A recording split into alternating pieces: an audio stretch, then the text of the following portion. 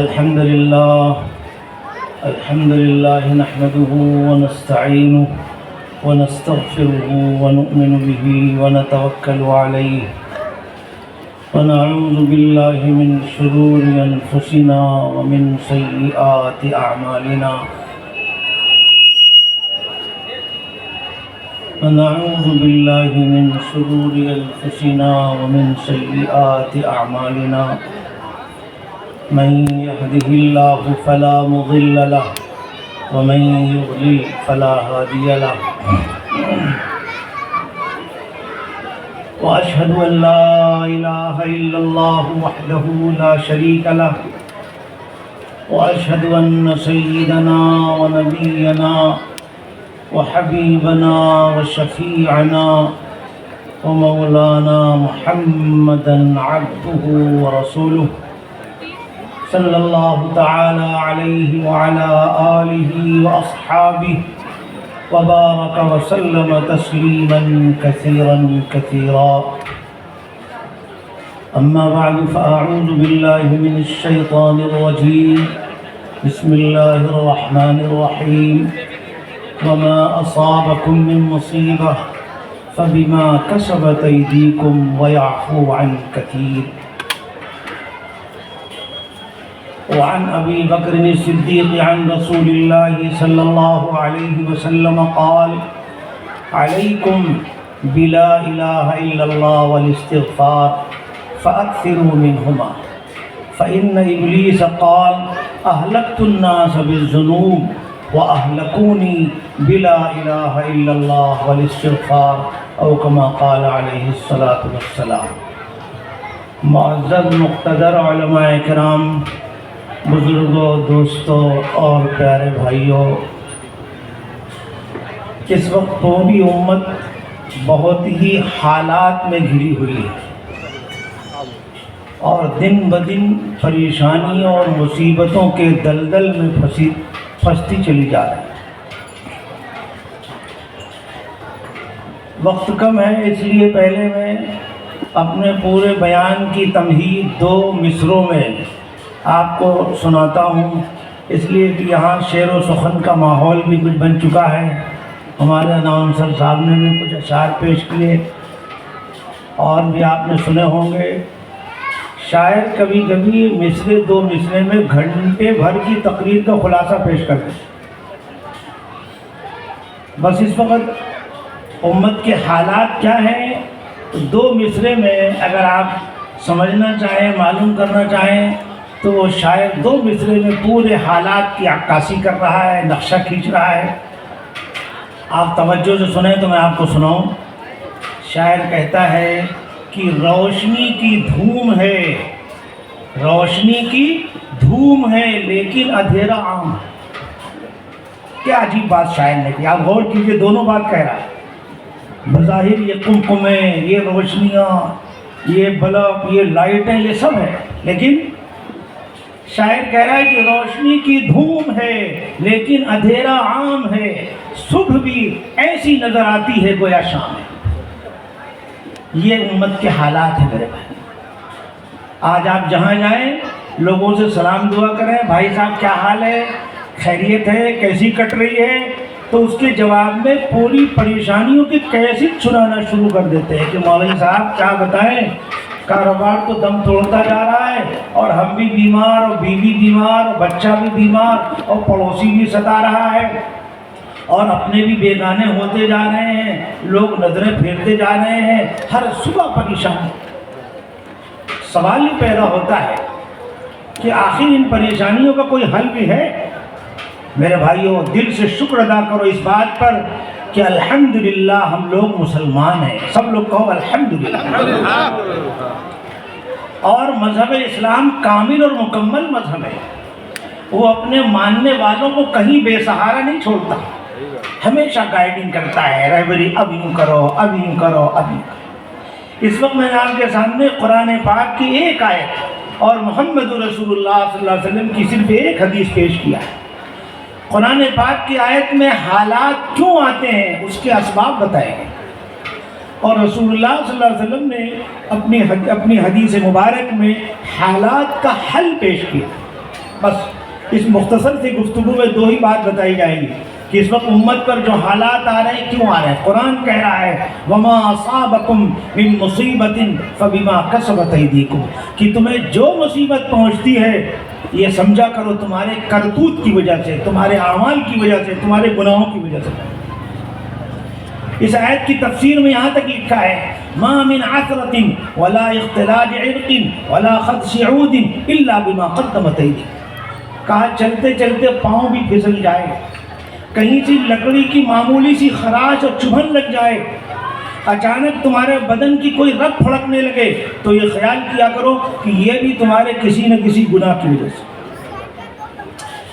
طبرانی نبی موسیٰ کی روایت ہے ما من عبد ابتلا بولیۃ فی الدنیا الا بذنب. کہا جب بھی کوئی انسان کسی آزمائش میں مبتلا ہوتا ہے تو وہ کسی نہ کسی گناہ کی وجہ سے.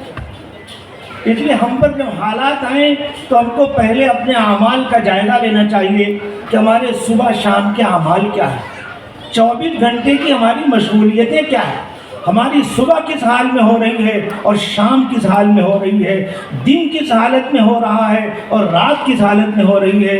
ہماری زندگی کا ایک ایک دن گھٹ رہا ہے، عمر کم ہوتی جا رہی ہے، ہم اپنی قبر سے قریب ہوتے جا رہے ہیں، مگر ہمارا حال یہ ہے ہماری غفلتیں اور لاپرواہیاں بڑھتی جا رہی ہیں. کہ شاعر نے کہا ہے کہ قدم سوئے مرقد نظر سوئے دنیا، کدھر جا رہا ہے کدھر دیکھ رہا ہے. میرے بھائیوں زندگی کا ایک ایک دن گھٹ رہا ہے، آپ مانیں یا نہ مانیں. اور شاعر نے کہا ہے کہ جو بھی سنو ہے یہاں، جو بھی اس دنیا میں آ گیا اس کو ایک نہ ایک دن یہاں سے جانا ہے. موت ایسی اٹل حقیقت ہے کہ جو کافر و دہریہ خدا کے وجود کا انکار کرتا ہے وہ بھی موت کا انکار نہیں کر سکتا. موت ایسی اٹل حقیقت ہے کہ قرآن پاک نے اس کو یقین کے لفظ سے بیان کیا وَاعْبُدْ رَبَّكَ حَتَّى يَأْتِيَكَ الْيَقِينُ. اللہ پاک فرما رہے ہیں کہ اپنے پروردگار کی عبادت یہاں تک کرو کہ تمہیں یقین آ جائے. اس آیت میں یقین سے مراد موت ہے. تو شاعر کہتا ہے کہ ہے یہاں سے تجھ کو جانا ایک دن، جو بھی دنیا میں آ گیا ہے اس کو بہرحال ایک نہ ایک دن یہاں سے جانا ہے. آپ اس حقیقت کو مانتے ہیں نہیں مانتے؟ ہر ایک کو ماننا ہی پڑے.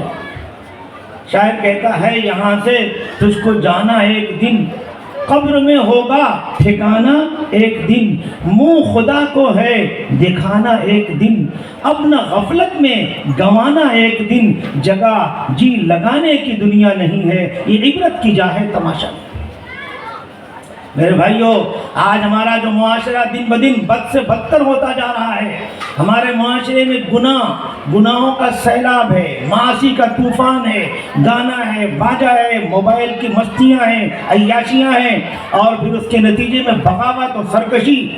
مہاراشٹر کے ایک علاقے میں گیا تھا، وہاں خبر ہوئی کہ ایک نوجوان نے اپنے حقیقی باپ کو جان سے مار دیا صرف چند پیسوں کی لالچ. کرناٹک کے ایک علاقے میں پہنچا، وہاں مجھے ایک صاحب نے بتایا کہ یہاں تو ایک آدمی زنا کرتے کرتے مر ہی گیا. میرے بھائیو آج امت یہاں تک پہنچ چکی ہے. جس قرآن نے، جس شریعت نے ہم کو کہا تھا وَلَا تَقْرَبُوا الزِّنَا، ارے تم زنا کے قریب بھی مت جانا، ایسا کوئی کام مت کرنا جو زنا سے قریب کر دے. آج وہ امت زنا کے دلدل میں پھنس گئی، زنا کرتے کرتے مر رہی ہے. ڈاکٹر نور صاحب نے ایک رسالہ لکھا ہے، اس کا نام ہے موت کے عبرت انگیز واقعات. اس میں بڑے دردناک واقعات انہوں نے جمع کیے ہیں. کہہ رہے ہیں کہ میں جس وارڈ میں آفیسر اور ذمہ دار تھا مجھے بڑی اس کی تلاش رہتی تھی کہ ہمارا مسلمان بھائی مر رہا ہے تو میں دیکھوں کہ کس حال میں اس کی موت آ رہی ہے، یعنی اس کی زندگی کا آخری عمل کیا ہے، آخری بول کیا ہے. کیوں؟ حضرت معاذ بن جبل روایت کرتے ہیں رسول اللہ صلی اللہ علیہ وسلم نے ارشاد فرمایا من کان آخر کلامہ لا الہ الا اللہ دخل الجنہ. حضور فرما رہے ہیں کہ جس کی زندگی کا آخری بول لا الہ الا اللہ ہو گیا جنت اس کی پکی ہے، اسے جنت ضرور ملے. پر یہ بتاؤ کہ زندگی کا آخری بول کلمہ لا الہ الا اللہ کیسے بنے؟ پھر دوسری حدیث سنو، حضرت معاذ بن جبل کہتے ہیں آخر کلام فارقت علیہ رسول اللہ صلی اللہ علیہ وسلم ان قلت ای الاعمال احب الی اللہ. حضرت معاذ بن جبل روایت کرتے ہیں، کہتے ہیں وہ آخری جملہ جس پر میری اور اللہ کے رسول کی جدائی ہو گئی اور اس کے بعد پھر آخری بات کرنے کا کوئی موقع نہیں ملا، وہ آخری جملہ میں نے حضور سے پوچھا تھا کہ یا رسول اللہ یہ بتائیے اللہ کے نزدیک سب سے محبوب اور پیارا عمل کیا ہے؟ یہ انہوں نے سوال کیا۔ اس کے جواب میں حضور نے فرمایا تھا ان تموت ولسانک رطب من ذکر اللہ، کہ دنیا سے اس حال میں مر کے جاؤ، تمہیں موت اس حالت میں آئے کہ تمہاری زبان اللہ کے ذکر میں مشغول ہو اور تمہیں موت آئے، کہ یہ اللہ کے نزدیک سب سے محبوب و پیارا ہے۔ اب مجھے بتاؤ زبان پر آخری وقت میں ذکر کیسے آئے گا؟ یاد رکھو جن اعمال اور افعال میں آدمی زندگی گزارتا ہے اسی حالت میں موت آتی ہے۔ کما تحیون تموتون، جیسا جیو گے ایسے ہی مرو گے۔ اب ہر آدمی اپنی صبح دیکھ لے، اپنی شام دیکھ لے، رات دیکھ لے، دن دیکھ لے۔ میرے بھائیوں، آج امت کا ایک بہت بڑا طبقہ ایسی زندگی گزار رہا ہے کہ سب کام کاج سے فارغ ہو گئے، گھر میں گئے، بیڈ روم بند کیا، دروازے کو لاک کیا اور جیب سے موبائل نکالا اور موبائل کی مستیوں میں، حرام کاریوں میں، عیاشیوں میں کوئی 2 بجے تک، کوئی 3 بجے تک اور کوئی صبح اسی حال میں کر رہا ہے۔ آج امت کا بہت بڑا طبقہ ایسی زندگی گزار رہا ہے، تو بولو موت کیسی آئے گی؟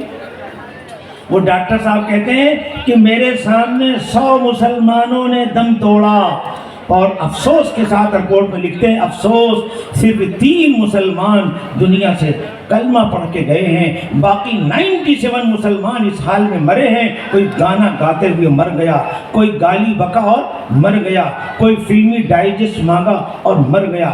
آج ایسی حالت میں مسلمانوں کی موتیں آ رہی، آگے قبر کا حال کیا ہوگا؟ یاد رکھو قبر میں جانا ہے اور اکیلے جانا ہے۔ قبر کا معاملہ بڑا نازک ہے۔ آج یہ ساری دنیا میں جو مستیاں اور عیاشیاں بڑھتی جا رہی ہیں، اس کے نتیجے میں گناہوں کا سیلاب بڑھتا جا رہا ہے، پھر اس کے نتیجے میں اللہ کی طرف سے عذاب عام ہوتا جا رہا ہے۔ اس کی وجہ میرے بھائیوں ہم مرنے کو بھول گئے، قبر کو بھول گئے، قبر کے عذاب کو بھول گئے۔ ورنہ اگر قبر کو سوچیں اور قبر کے عذاب کو سوچیں تو بہت آسانی سے بڑے کم وقت میں ہم سیدھے ہو جائیں، صحیح ہو جائیں اور راہ راست پر آ جائیں۔ اسی لیے رسول اللہ صلی اللہ علیہ وسلم نے اپنی امت کو بار بار قبر کی طرف متوجہ کیا، قبر کو سوچو۔ حضرت ابو ہریرہ فرماتے ہیں کہ ایک مرتبہ ہم اللہ کے رسول کے ساتھ ایک جنازے میں گئے تھے اور قبر کے تیار ہونے میں کچھ ٹائم باقی تھا۔ اسی وقت حضور نے نصیحت فرمائی کہ اے لوگو، قبر پر کوئی دن ایسا نہیں گزرتا، قبر روزانہ نہایت واضح اور صاف انداز میں یہ اعلان نہ کرتی ہو یا ابن آدم نسیتنی، ارے آدم کا بیٹا تو مجھے بھول گیا۔ علم تعلم انی بیت الدود، کیا تو نہیں جانتا میں کیڑوں مکوڑوں کا گھر ہوں؟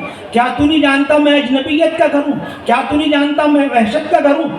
پھر حضور نے فرمایا القبر اما روضۃ من ریاض الجنہ و اما حفرۃ من حفر النیران، کہ قبر یا تو جنت کے باغوں میں سے ایک باغ ہے یا جہنم کے کھڈوں میں سے ایک کھڈا ہے۔ کیا مطلب؟ اگر ایمان اور اعمال صالحہ کی دولت کے ساتھ ہم قبر میں گئے تو یہی قبر ہمارے لیے جنت کا باغیچہ بن جائے گی، اور خدا نخواستہ گناہوں کی گٹھریوں کے ساتھ گئے، گناہوں میں لت پت ہو کے گئے، بغیر توبہ کے مرے اور خدا نخواستہ اللہ نے معاف نہیں کیا تو میرے بھائیوں یہی قبر جہنم کا کھڈا ہو جائے گی۔ اللہ تعالی ہم سب کی حفاظت فرمائے۔ اللہ تعالیٰ قبر کا عذاب عام طور سے ظاہر نہیں فرماتے، لیکن کبھی کبھی اور کہیں کہیں اللہ تعالیٰ اپنی حکمت و قدرت کا مظاہرہ فرما دیتے ہیں اور قبر کے عذاب کو ظاہر فرماتے ہیں۔ مسلم شریف میں ایک روایت یاد آئی، سنو۔ رسول اللہ صلی اللہ علیہ وسلم ایک مرتبہ اپنی سواری پر سوار ہو کر تشریف لے جا رہے ہیں، قبیلے بنو نجار کے ایک باغ کے پاس سے گزر ہو رہا۔ اچانک حضور کی سواری بھدک گئی، اچھلنے کودنے لگی۔ حدیث میں آتا حتیٰ قادت تلقی، قریب تھا کہ وہ سواری حضور کو گرا دے، اتنا اچھلنے کودنے لگی، بھدک گئی۔ حضور نے صحابہ نے پوچھا بھائی دیکھو کیا ہے یہاں پر؟ صحابہ نے کہا قبریں ہیں کچھ۔ کتنی؟ کہا 5-6 قبریں ہیں۔ کس کی ہیں؟ کہا مشرکین کی ہیں، یعنی شرک کی گندی حالت میں جن کا انتقال ہو گیا ہے ان کی قبر۔ آپ کو معلوم ہے کہ وہ جانور کیوں بھیگتا ہے؟ وہ قبر کا عذاب اس جانور پر منکشف ہو گیا، کھل گیا، اور وہ اتنا دردناک تھا کہ وہ جانور اپنے کو سنبھال نہیں سکا، بے قابو۔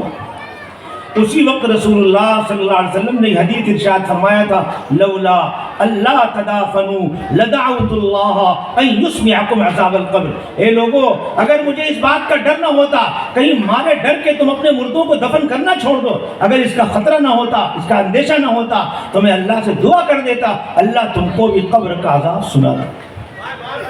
عام طور سے اللہ تعالیٰ قبر کا عذاب ظاہر نہیں فرماتے تاکہ کہیں لوگ اپنے مردوں کو دفن کرنا چھوڑ دیں، لیکن پھر بھی کبھی کبھی اور کہیں کہیں قبر کے عذاب کو ظاہر بھی فرما دیتے ہیں تاکہ خواب غفلت میں سوتا انسان بیدار ہو جائے، جاگ جائے، اپنی حقیقت پہچان لے. ہم دنیا میں کیوں آئے ہیں، کہاں سے آئے ہیں، کیا کرنا ہے، کیا مقصد لے کے آئے ہیں، وہ اسے معلوم ہو جائے اور اس کے مطابق زندگی گزارنے لگے. وقت کم ہے اس لیے میں جلدی سے صرف ایک واقعہ آپ کو سنانے جا رہا ہوں، اسی سے آپ سمجھ جائیں گے کہ قبر میں کیا ہوتا ہے اور ہم کو کیا کرنا چاہیے. خلیفہ عبد الملک کا دور ہے، اس کے بعد ایک نوجوان روتا ہوا آیا، کہا مجھ سے بہت بڑا گناہ ہو گیا ہے، بہت بڑا گناہ. اچھا کیا گناہ ہو گیا بھائی تیرا؟ خلیفہ نے اس کو تسلی دینی چاہیے، کہہ رہے بھائی تیرا گناہ بڑا ہے یا آسمان بڑا ہے؟ اس نے کہا نہیں نہیں، میرا گناہ آسمان سے بھی بڑا ہے. اچھا تیرا گناہ آسمان سے بھی بڑا، کیا گناہ ہے؟ پھر خلیفہ نے اور تسلی دی، کہا اچھا یہ بتا تیرا گناہ زیادہ بڑا ہے یا اللہ کی رحمت بڑی ہے؟ اب وہ چپ ہو گیا، کہا نہیں نہیں، اللہ کی رحمت تو سب سے بڑی ہے. پھر خلیفہ نے پوچھا اچھا بتا، اچھا یہ بتا، تم گھبراؤ مت، میں آخر میں آؤں گا اپنے. خلیفہ نے پوچھا کہ اچھا بتا تیرا کیا گناہ ہے جو اتنا تو رو رہا ہے، اتنا ڈرا ہوا ہے، کہہ رہا بہت بڑا گناہ. خلیفہ سے اس نوجوان نے کہا اصل میں اتنا بڑا پاپی، اتنا بڑا گنہگار تھا کہ میں مرنے کے بعد مردوں کو بھی نہیں چھوڑتا تھا، انہیں ننگا کر دیتا تھا، یعنی ان کا کفن کھینچ کے بیچ لیا کرتا تھا. یہ میری عادت تھی اور یہی میرا پیشہ تھا اور یہی میرا ذریعہ معاش تھا. لیکن میں نے 5 مردوں کے کفن کو جب کھینچا اور ان کے کفن کو بے کفن کر دیا تو میں نے اتنے ڈراؤنے اور دردناک حالات دیکھے کہ میں دہل گیا، رونگٹے کھڑے ہو گئے، اور اب میں توبہ کرنے کے لیے آیا ہوں، میں چاہتا ہوں کہ سب گناہ چھوڑ کے توبہ کریں. خلیفہ نے پوچھا وہ کیا گناہ ہے اور وہ کیا قبر کے حالات تو نے دیکھے جس کی وجہ سے تو توبہ کے لیے تیار ہو گیا؟ مجھے بھی تو بتا کیا ہے، کیا حالات دیکھے. اب ذرا توجہ سے سنو. اس نے کہا میں نے جیسی ایک مردے کا کفن کھینچا تو کیا دیکھتا ہوں میت کا چہرہ قبلے کی طرف سے دوسری طرف پھر گیا ہے. دیکھو جب قبر میں لٹاتے ہیں تو میت کا چہرہ قبلے کی طرف رکھا جائے. کہا میں نے دیکھا کہ میت کا چہرہ قبلے سے ہٹ گیا ہے اور اس کو طرح طرح کا دردناک عذاب ہو رہا ہے. وہ عذاب دیکھتے ہی میں بے قابو ہو گیا، بھاگنے لگا مارے ڈر کے. آواز آئی غیب سے، بھاگتا تو ہے پر یہ نہیں پوچھتا کہ کون سے گناہ کی وجہ سے اس میں یہ مبتلا ہے. میں نے کہا میری ہمت نہیں پوچھنے کی. پھر خود ہی غیب سے دوسری آواز آئی، یہ وہ میت ہے، یہ وہ گنہگار ہے جو دنیا میں نماز کو حقیر اور معمولی سمجھا کرتا تھا، آج اس کی سزا بھگت رہا ہے. میرے بھائیو آج امت کا نماز کے ساتھ کیا معاملہ ہے دیکھ لو. فجر میں مسجدوں میں آ کے دیکھ لو کئی آدمی پہلی اور دوسری صف میں رہتے ہیں، اس سے اندازہ لگاؤ.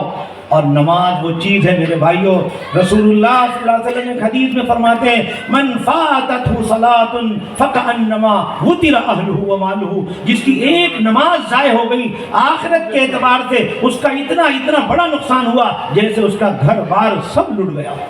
ایک روایت حضرت شیخ نے نقل کی ہے کہ جو آدمی ایک وقت کی نماز کو جان بوجھ کر قضا کر دیتا ہے جہنم کے دروازے پر اس کا نام لکھ دیا.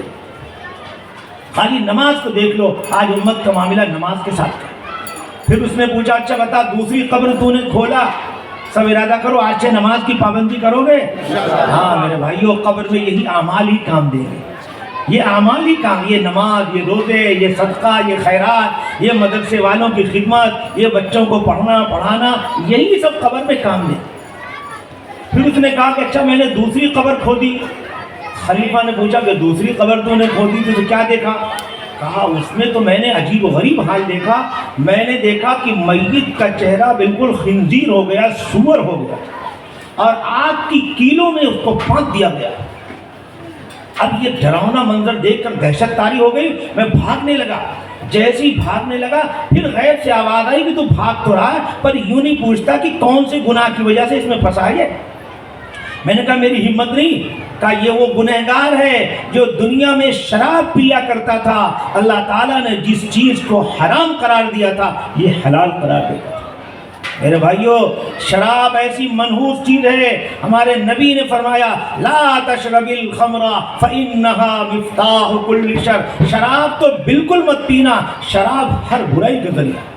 حضرت عبداللہ ابن عمر ابن عاص روایت کرتے ہیں سألت رسول اللہ صلی اللہ علیہ وسلم عن اکبر الکبائر و ام الفواحش. کہا میں نے حضور سے پوچھا یا رسول اللہ سب گناہوں میں سب سے بڑا گناہ اور ساری بے حیائی کی جڑ کون سا گناہ ہے؟ حضور نے فرمایا شراب.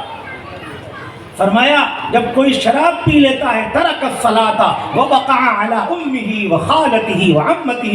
کا شرابی آدمی جب شراب پی لیتا ہے نماز بھی چھوڑ دیتا ہے, اور چونکہ اس کی عقل ٹھکانے نہیں رہتی تو بعض شرابی شراب کی حالت میں اپنی ماں سے, پھوپھی سے, خالہ تک سے زنا اور بدکاری کر بیٹھتے. یہ اتنا خطرناک گناہ.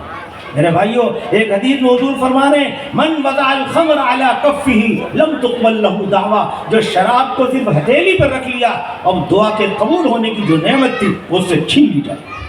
اور خدا نخواستہ شراب کی حالت میں انتقال ہو گیا, بغیر توبہ کے انتقال ہو گیا اور اللہ نے معاف نہیں کیا, تو میرے بھائیو اتنا دردناک عذاب ہے, ایسی خطرناک وعید ہے کہ روک کے کھڑے ہو جائیں. سنو, ایک روایت میں آتا ہے من مات مدمن الخمر سقاہ اللہ من نہر الغوطہ.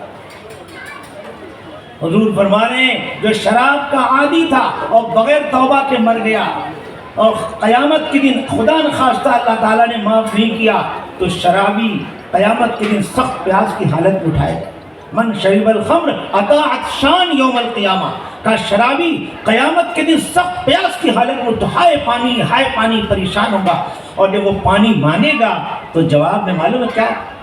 جب وہ شرابی قیامت کے دن پانی مانگے گا تو اس کے جواب میں اس کو نہر غوطہ کا پانی پلائے گا. صحابہ نے پوچھا یا رسول اللہ نہر غوطہ کیا چیز ہوتی ہے؟ توجہ سے سنو میرے بھائیو, آئیے ہم گناہوں پر جو جری ہو گئے, ڈھیٹ ہو گئے, گناہ کرتے کرتے جی رہے ہیں, گناہ کرتے کرتے مر رہے ہیں, گناہوں کی جو خطرناک سزائیں ہیں, انجام ہیں, اگر وہ ہمیں معلوم ہو جائے تو کبھی کوئی آدمی گناہ کرنے کی ہمت نہیں کرے گا, جرأت نہیں. جی بخاری کی روایت یاد آئی, سنو. رسول اللہ صلی اللہ علیہ وسلم فرما رہے ہیں مجھے معراج کے موقع پر دکھایا گیا ایک تنور جیسا ہے. تندور آپ جانتے ہیں جس میں تندوری روٹیاں پکتی ہیں, اوپر سے منہ چھوٹا اندر سے پیٹ بڑا ہوتا ہے. حضور نے فرمایا مجھے دکھایا گیا تندور جیسا ہے, اس کے اندر سے آگ کے شعلے اٹھ رہے ہیں اور آگ کے شعلوں کے ساتھ ننگے مرد اور ننگی عورتیں اوپر کو آتے ہیں. پھر جب شعلے نیچے جاتے ہیں تو وہ نیچے کو جاتے ہیں. میں نے جبریل سے پوچھا یہ لوگ کون ہیں, کون گنہگار ہیں؟ جبریل نے کہا یہ آپ کے امت کے زناکار مرد و زناکار عورتیں ہیں, یہ ان کو سزا دی جائے. آج زنا عام ہوتا جا رہا ہے, آنکھ زنا کر رہی ہے, کان زنا کر رہے ہیں, دل زنا کر رہے ہیں, انفرادی زنا ہو رہا ہے, اجتماعی زنا. عبداللہ بن مسعود فرماتے ہیں ما ظہر الربا والزنا فی قریۃ الا اذن اللہ باہلاکها. جس کسی بستی میں زنا اور سود کا گناہ عام ہو جاتا ہے اللہ اس کو پوری بستی کو ہلاک کرنے کی اجازت ہے. زنا کو کیا سمجھتے, سود کو کیا سمجھتے؟ ایک حدیث میں حضور نے فرمایا سود کے ایک درہم کو سود جانتے ہوئے استعمال کرنا یہ 36 مرتبہ زنا کرنے سے بدتر ہے. یہ اتنے بڑے بڑے جو گناہ تھے آج سردی بخار کی طرح عام ہوتے جا رہے ہیں. جہاں جاؤ دیکھو کیا حال ہے, لون لے رکھا ہے, لون لے کے کاروبار بڑھا رہے ہیں, لون لے کے بنگلے کا شوق پورا کر رہے ہیں, لون لے کے ترقی کرنا چاہتے ہیں. یہاں قرآن نے فیصلہ کر دیا ہے یمحق اللہ الربا, اللہ سود کو مٹا دے گا. میرے بھائیو سود لے کے کوئی آگے بڑھ نہیں سکتا, پنپ نہیں سکتا, ترقی نہیں کر سکتا.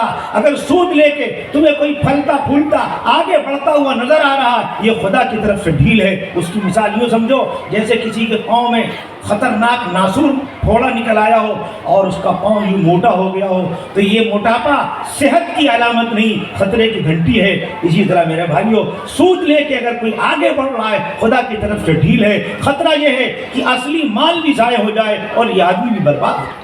لیکن کون کون سے گناہ اور اس کی تفصیل آپ کو سنو. ایک حدیث میں رسول اللہ صلی اللہ علیہ وسلم نے ارشاد فرمایا لَيَكُونَنَّ فِي هَذِهِ الْأُمَّةِ خَسْفٌ وَمَسْخٌ وَقَذْفٌ. حضور فرما رہے ہیں عنقریب ایک زمانہ ایسا آئے گا میری اس امت پر آسمان سے پتھروں کی بارش کا عذاب آئے گا، ان کو زمین میں دھسا دیا جائے گا، ان کی صورتیں بگاڑ دی جائیں گی۔ ایک صحابی نے پوچھا متى ذاک یا رسول اللہ، اے اللہ کے رسول ایسا کب ہوگا، یعنی کس عمل کی وجہ سے ہوگا؟ حضور نے فرمایا جب میری امت میں گانے عام ہو جائیں، گانے والی عام ہو جائیں اور شراب عام ہو جائے۔ آج ان گناہوں کی کوئی حد ہے میرے بھائیوں؟ اس لیے اللہ سے ڈرو اور گناہوں کو چھوڑ دو۔ گناہ کر کے خدا کی زمین پر کوئی چین سے نہیں رہ سکتا۔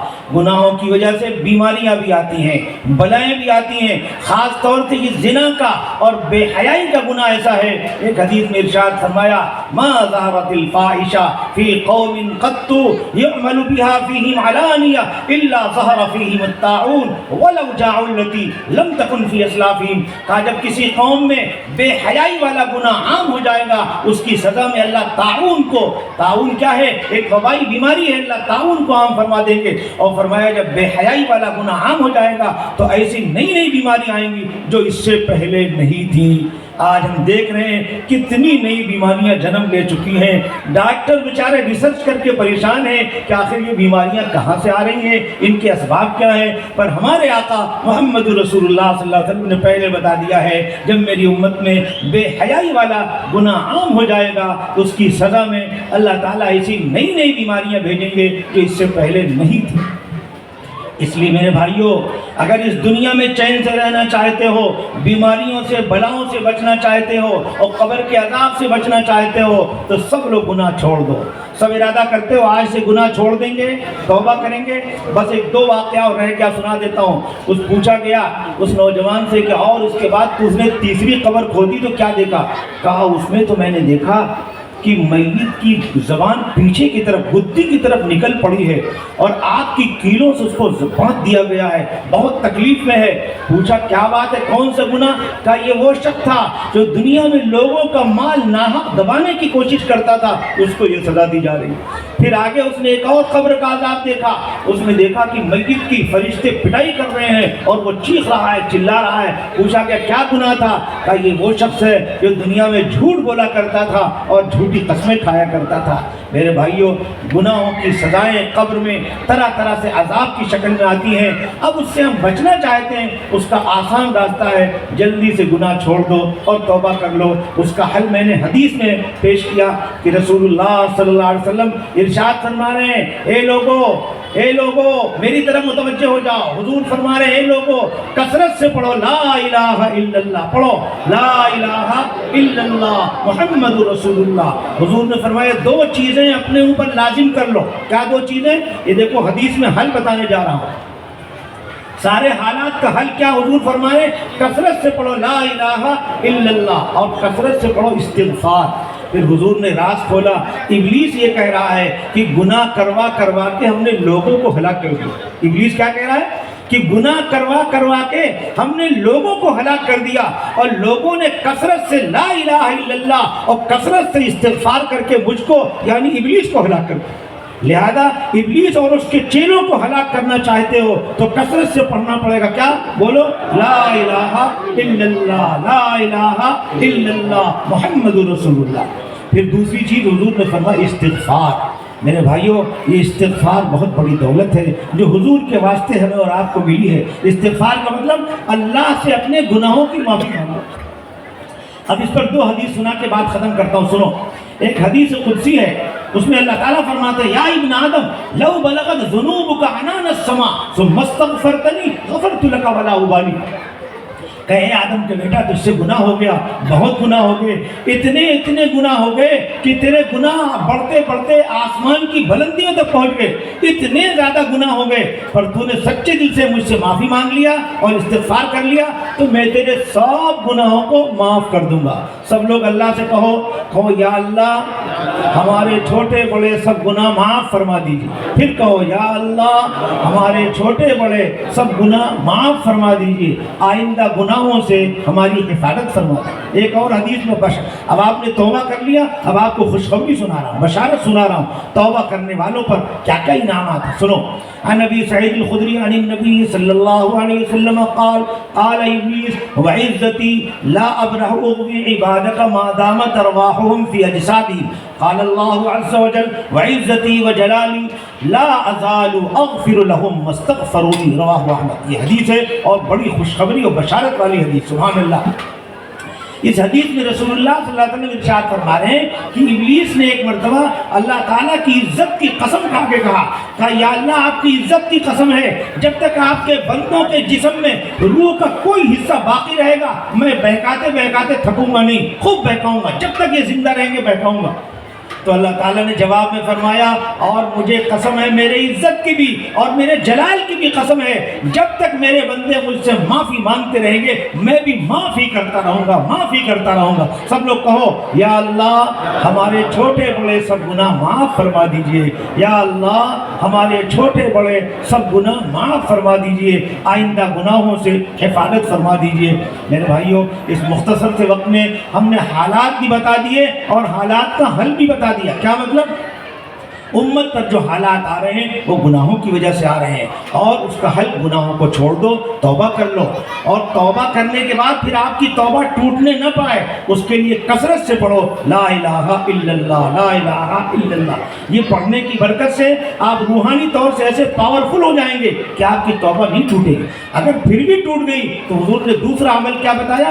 استغفار کا. وہ کرتے رہیں گے تو تھوڑے بہت جو گناہ ہوں گے وہ پھر معاف ہو جائیں گے. بولو سب لوگ استغفار کرو گے.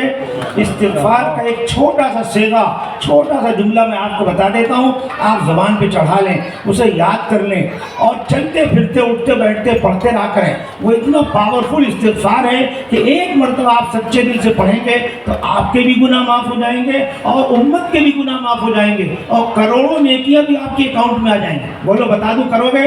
پڑھو اللہم اغفر لی وللمؤمنین والمؤمنات. کیا پڑھنا ہے؟ پڑھو اللہم اغفر لی وللمؤمنین والمؤمنات. اس کی میننگ اور معنی سمجھ کے پڑھو. معنی کیا ہے؟ جب یہ پڑھو تو خیال کرو کہ ہم اللہ سے کہہ رہے ہیں. کیا کہہ رہے ہیں؟ کہ یا اللہ ہمارے بھی گناہ معاف کر دیجئے اور سب مسلمان مردوں عورتوں کے بھی گناہ معاف فرما. حضور نے بشارت دی ہے من استغفر للمؤمنین والمؤمنات کتب اللہ لہ بکل مؤمن ومؤمنہ حسنہ. جو مومن مردوں عورتوں کے لیے اللہ سے استغفار کرتا ہے, معافی چاہتا ہے, تو اللہ تعالیٰ ہر مومن مرد عورت کی طرف سے ایک ایک نیکی بھی اس کو عطا فرما دیتے ہیں. اب آپ غور کیجیے دنیا میں اس وقت کتنے کروڑ مسلمان ہیں. اگر آپ سچے مسلمان خالی 1 کروڑ بھی مان لیں تو گویا ایک مرتبہ آپ نے پڑھا تو 1 کروڑ نیکی آپ کے اکاؤنٹ میں آ گئی. یہ کتنا بڑا خزانہ حضور نے ہمیں دیا ہے, اس کی قدر کرو. سب لوگ زبان پہ چڑھا لو. کیا کرنا ہے بولو؟ چلتے پھرتے اٹھتے بیٹھتے کیا پڑھنا ہے؟ اللہم اغفر لی وللمؤمنین والمؤمنات. باقی اگر چاہتے ہو کہ ہمارے آپ کے جو گناہ ہیں وہ بھی چھوٹ جائیں اور پھر سچی توبہ ہو, توبہ ٹوٹنے نہ پائے, اس کے لیے مولانا معراج صاحب نے جو مدرسے قائم کیے ہیں یہ ماحول میں لاؤ بچوں کو. ماحول کی برکت سے عمل آسان ہو جاتا ہے. جی جنید بغدادی کے پیر تھے سبری سبتی, آخری وصیتوں میں انہوں نے کہا جنید بری صحبت سے اپنے کو بچاتے رہنا, کہیں ایسا نہ ہو کہ بری صحبت تمہیں اللہ سے دور کر دے. اس لیے میرے بھائیو اگر ہم چاہتے ہیں ہمارے بچے برے نہ ہوں, گانے سے بچیں, باجے سے بچیں, عیاشیوں سے بچیں, تو ان کو اچھے ماحول میں لاؤ. ماحول کی وجہ سے عمل کرنا آسان ہو جاتا ہے. اچھے ماحول, یہ مدرسے والے اچھا ماحول بناتے ہیں, جماعت والے اچھا ماحول بناتے ہیں. اللہ والوں کی صحبت میں بھیجو, جماعتوں میں بھیجو, مدرسوں میں بھیجو. یہ ماحول کی برکت سے نماز پڑھنا آسان ہو جائے گا, ذکر آسان ہو جائے گا, گناہ کا چھوڑنا سب آسان ہو جائے گا. آج میرے بھائیوں کتنے لوگ اپنی اولاد سے پریشان ہیں کہ اولاد نالائق ہو گئی, ماں باپ کو گالیاں دے رہی ہے, ستا رہی ہے.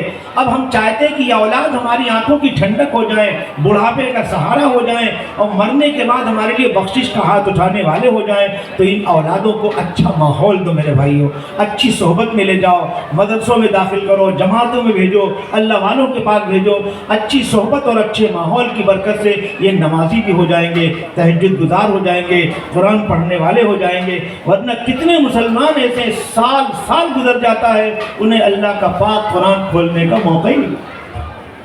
اگر آپ حضرات پر ان مدرسوں کی عظمت کھل جائے، یہ مدرسے والے کتنا بڑا کام کرتے ہیں، یہ مدرسے والے لوگوں کو نیک بنانے کی کوشش کرتے ہیں، یہ مدرسے والے اولاد کو ایسا بناتے ہیں کہ ماں باپ کو دیکھ کے وہ ماں باپ کا کلیجہ ٹھنڈا ہو جائے، ماں باپ خوش ہو جائے اور وہ ماں باپ کے لیے بخشش کا ہاتھ اٹھانے والے بنے۔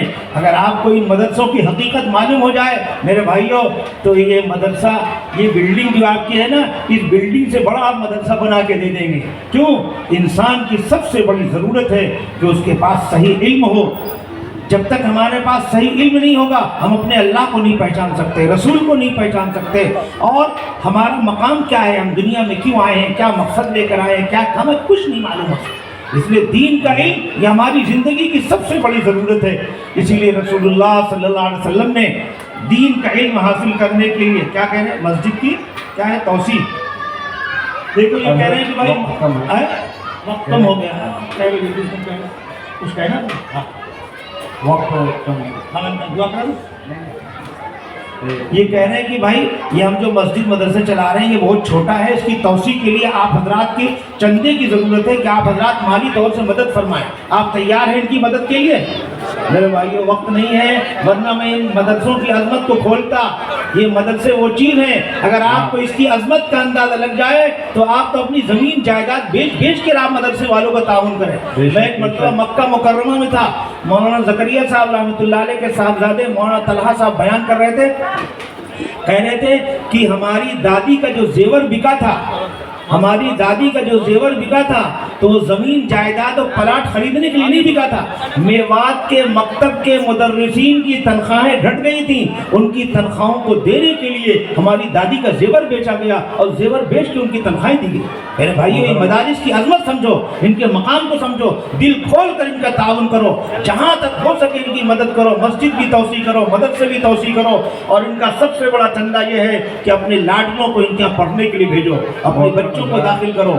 یہ بچے عالم حافظ بن جائیں گے تو خود آپ کی عزت کریں گے، خود بھی دین پر چلیں گے اور امت کو بھی لے کے چلنے کی صلاحیت پیدا ہو جائے گی۔ جلدی سے یہ والنٹیر حضرات سب کے پاس پہنچیں، سب حضرات اپنا اپنا کچھ نہ کچھ پیسہ ضرور ڈالیں، چاہے 5 روپے 10 روپے صحیح، کوئی محروم نہ رہنے پائے، سب لوگ اس میں ڈالیں۔ اللہ تعالیٰ آپ کی مدد فرمائے اور آپ کے تعاون کو قبول فرمائے۔